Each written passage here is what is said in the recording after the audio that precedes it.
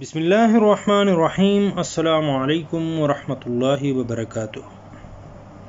سیرت النبی صلی اللہ علیہ وسلم، قسط نمبر 14، جاہلی معاشرے کی چند جھلکیاں، حصہ دوم۔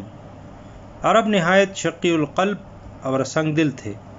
جانوروں کو درختوں سے باندھ کر نشانہ بازی کی مشق کی جاتی، زندہ جانور کا کوئی حصہ کاٹ کر کھا جاتے، اسیران جنگ کے ساتھ غیر انسانی سلوک کیا جاتا، ایک ایک عضو کاٹ کر موت کے گھاٹ اتارا جاتا، دشمنوں کا جگر نکال کر کچا چبا لیا جاتا، ان کے سر میں شراب ڈال کر پی جاتی، مجرموں کو حد درجہ وحشیانہ سزائیں دی جاتی۔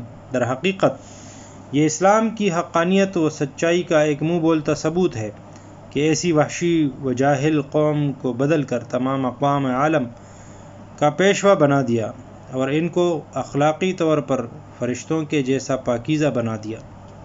تاہم اخلاقی طور پر پستی اور گراوٹ کی عطا گہرائیوں میں ڈوبے اس معاشرے میں ایسے سلیم الفطرت صالح انسان موجود تھے جو ان قبیح حرکات سے الگ تھلگ تھے۔ دوسری طرف جب انہی بدکار و بے حیا عربوں میں کچھ ایسی اخلاقی اچھائیاں بھی پائی جاتی تھیں جو ان عربوں کے لیے وجہ امتیاز تھیں۔ شجاعت عربوں میں اپنی معراج پر تھی، ان کی بہادری در حقیقت سفاکی کی درجہ تک پہنچی ہوئی تھی۔ کسی عرب کے لیے میدان جنگ میں تلوار کی دھار پر کٹ مرنا عزت اور شرافت کی بات تھی، اور بستر پر ناک رگڑ رگڑ کر مرنا ذلت اور گالی سمجھا جاتا۔ نہ صرف مرد بلکہ عورتیں بھی میدان جنگ میں مردوں کے دوش بدوش حصہ لیتیں۔ سخاوت میں ان کا کوئی ثانی نہ تھا، کبھی کبھی تو اپنے پاس کا آخری روپیہ تک سائل کے حوالے کر دیا جاتا۔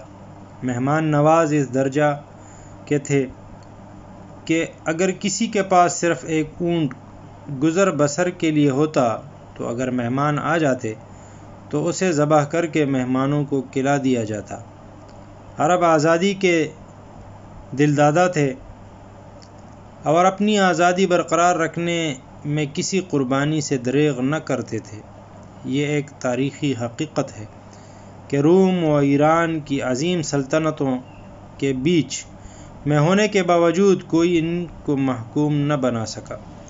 عرب آخری درجے کے وفا پیشہ تھے، عہد و پیمان کی پابندی کو فرض سمجھا جاتا تھا اور ایفائے عہد میں اپنی جان و مال اور اولاد تک کو قربان کر دیا جاتا تھا۔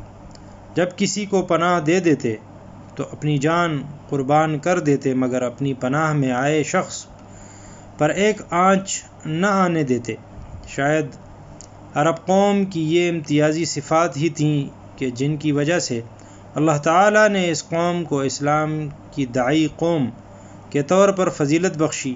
بلا شبہ عرب قوم بدکاری و بے حیائی کی دلدل میں مکمل طور پر ڈوبی ہوئی تھی، مگر یہ سب وہ بری صفات تھیں جو ان کی فطرت میں شامل نہ تھیں اور انہیں ختم بھی کیا جا سکتا تھا، اور اسلام کے ظہور کے بعد ختم ہو بھی گئیں۔ مگر کسی قوم کو نہ تو کوشش سے بہادر بنایا جا سکتا ہے، نہ ہی امانت دار، اور نہ ہی حریت اور آزادی کا متولی۔ یہ وہ صفات ہیں جن سے عرب قوم کو اللہ نے خوب نواز رکھا تھا، اور جب اسلام قبول کرنے کے بعد عرب قوم اپنی اخلاقی گراوٹ سے نکلی اور ان صفات میں جب اسلامی جذبہ جہاد کی روح بھی پھونک دی گئی تو پھر دنیا میں ان کی شجاعت اور تلوار کی بہادرانہ کاٹ کا کسی قوم کے پاس کوئی جواب نہ تھا۔ السلام علیکم ورحمۃ اللہ وبرکاتہ۔